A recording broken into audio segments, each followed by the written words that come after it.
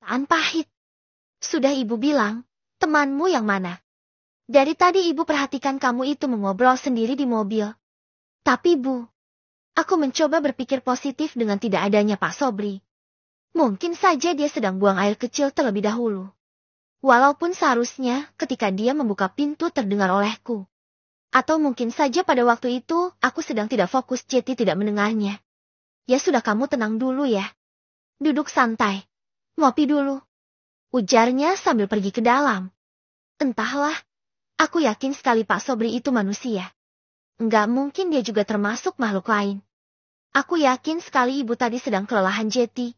Fokusnya sedang terganggu. Fuh. Aku menghembuskan asap rokok dengan perlahan. Mencoba mencerna kejadian demi kejadian yang ada. Serpit. Ah. Kopi yang hangat benar-benar menjernihkan pikiranku. Sejak 5 menit berlalu, aku masih menunggu kedatangan Pak Sobri. Kemana dia? Jika buang air kecil, seharusnya sudah dari tadi selesai. Tidak mungkin juga dia langsung mencari angkutan umum, sebab akan terlihat langsung olehku. Tak lama, ibu yang menjaga warkop pun keluar dengan seorang lelaki yang sudah agak berumur dan memakai kopiah sarungan. Seperti seorang yang baru selesai mengaji dan dia pun duduk tepat di depanku. Mobil yang kamu bawa itu ada isinya. Ucapnya membuka pembicaraan. Iya pak, saya mengantarnya sendirian. Jadi kamu bisa selamat karena itu ya. Saya paham sekarang. Apa maksud orang ini ya? Kenapa tiba-tiba berkata seolah aku ini baru saja melewati sebuah musibah yang sangat besar. Walaupun tadi ada gangguan-gangguan yang terjadi, tetapi aku bisa mengatasinya berkat Pak Sobri. Maksud Bapak gimana ya? Tanyaku bingung. Langsung saja mas, orang yang bersamamu tadi itu tidak akan pernah kembali lagi. DGH. Maksud Bapak itu Pak Sobri? Bapak ini suka bercanda saja mungkin dia sedang sholat terlebih dahulu kan? Jawabku santai. Tetapi melihat tingkahnya yang sangat serius membuatku memikirkan kejadian demi kejadian ketika sedang bersama Pak Sobri sebelumnya. Mulai dari pertama kali bertemu, kemudian kejadian di rest area. Memang awalnya aku juga merasa ada kejanggalan apalagi ketika mengobrol dengan petugas SPBU.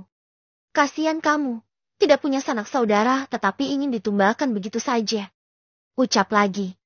Terus terang, orang tua ini membuatku takut karena ia berbicara tanpa ekspresi dan langsung pada intinya tanpa bertele-tele.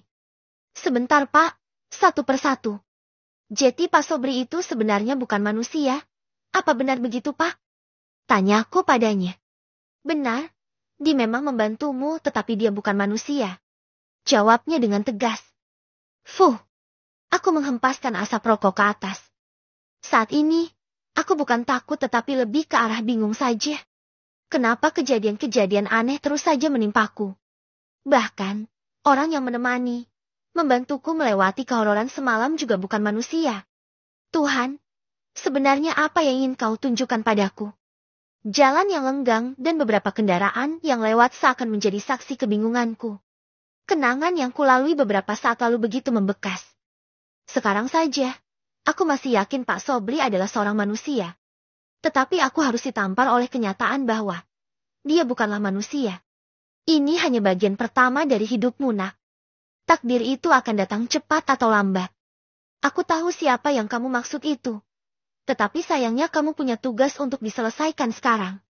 Orang tua ini bukannya menenangkanku malah membuatku semakin pusing dan bingung. Takdir. Tahu apa aku tentangnya?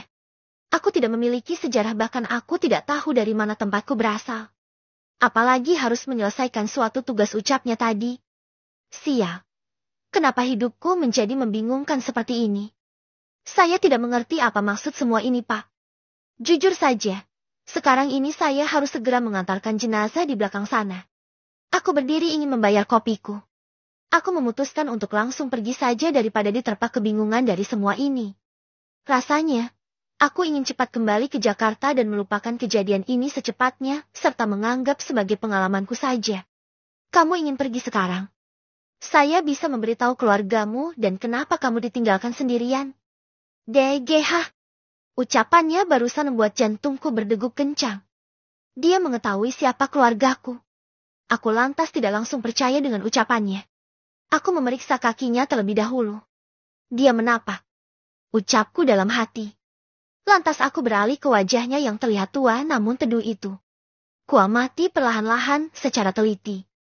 Tidak ada yang aneh. Matanya masih bergerak-gerak. Ungkapku dalam hati. Dia ini beneran manusia kan ya? Aku takut dia seperti Pak Sobri. Sebelumnya Pak Sobri seperti mengetahui isi dalam pikiranku. Yang kutakutkan adalah orang ini juga sama sepertinya. Ya Allah, saya ini manusia asli.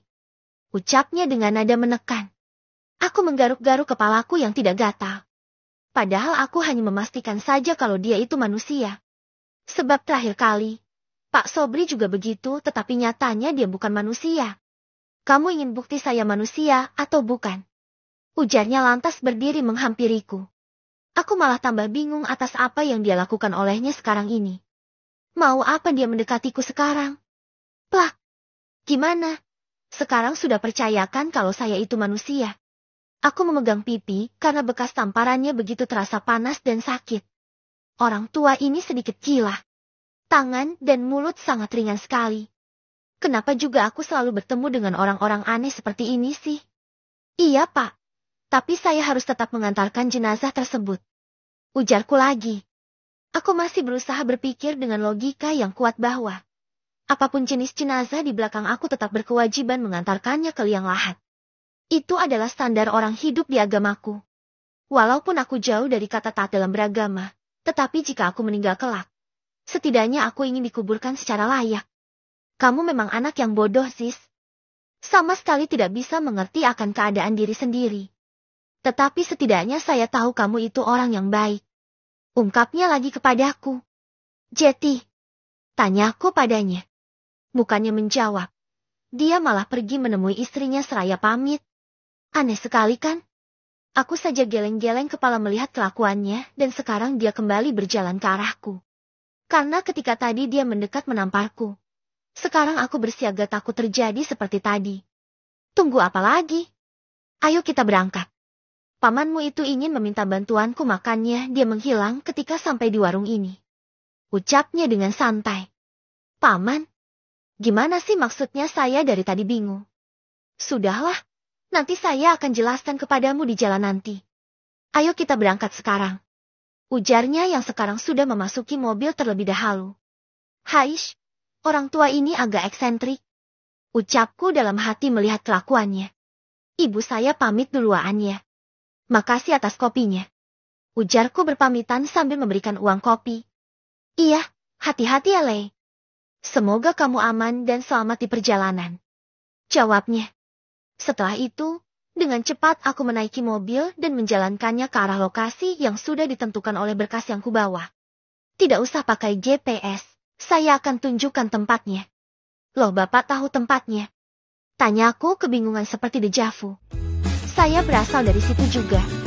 Dekat kok kalau tahu jalan mah. Ya, sekitar 2 jam dari sekarang. Ternyata dia berasal dari sana. Berarti sekitar jam 7 pagi kami akan sampai di lokasi karena sekarang sudah jam 5 pagi. Tapi syukurlah, mudah-mudahan yang menemaniku sekarang ini benar-benar manusia. Masa iya ada matahari setan bisa muncul? Beberapa waktu bersetelah, tidak ada pembicaraan antara aku dengannya. Bahkan, mengetahui namanya saja aku belum. Entahlah. Sekarang ini aku percaya saja dengan petunjuk jalan yang dia berikan. Nama saya Joko. Dan saya kenal dekat dengan keluargamu, sis. Mau mendengar cerita singkat keluargamu? Ungkapnya dan sekarang dia membuka pembicaraan. Keluarga? Apa ya aku mempunyai keluarga? Aku kira selama ini hidupku hanyalah sebatang kara. Ujarku dengan jujur. Karena ketika kecil aku sudah berada di Jakarta dan diasuh oleh Pak Jono yang sekarang adalah atasanku. Ya, kamu mempunyai sebuah keluarga tadinya. Rukun dan bahagia, tetapi semua berubah ketika hari di mana ibumu akan melahirkanmu. Tepat sebulan sebelum kelahiranmu peristiwa itu terjadi. Ucapnya dengan serius. Aku hanya mendengarkannya saja sebab hatiku seperti biasa saja mendengar hal itu. Entahlah, keluarga adalah hal yang tabu buatku. Sedari kecil aku sudah terbiasa hidup tanpa adanya kasih sayang dan kehangatan keluarga. Peristiwa apa-apa kalau boleh saya tahu? Janin yang ada perut ibumu ingin ditumbalkan oleh tetangga keluargamu sendiri. Dan itu adalah keluarga dari orang yang mati di mobil ini. Hah? Sebentar, Pak. Jetty, yang diucapkan Pak Sobri itu benar adanya, dan juga aku ingin ditumbahkan kembali itu juga benar. Tanyaku yang teringat kembali ucapan Pak Sobri. Sudah kubilang, Sobri itu pamanmu. Dia meminta tolong kepadaku secara tidak langsung. TRITTTTTT. Aku mengerai mendadak karena ucapannya. Kamu gila. Mau membunuh kita dengan sengaja di sini, Bersambung.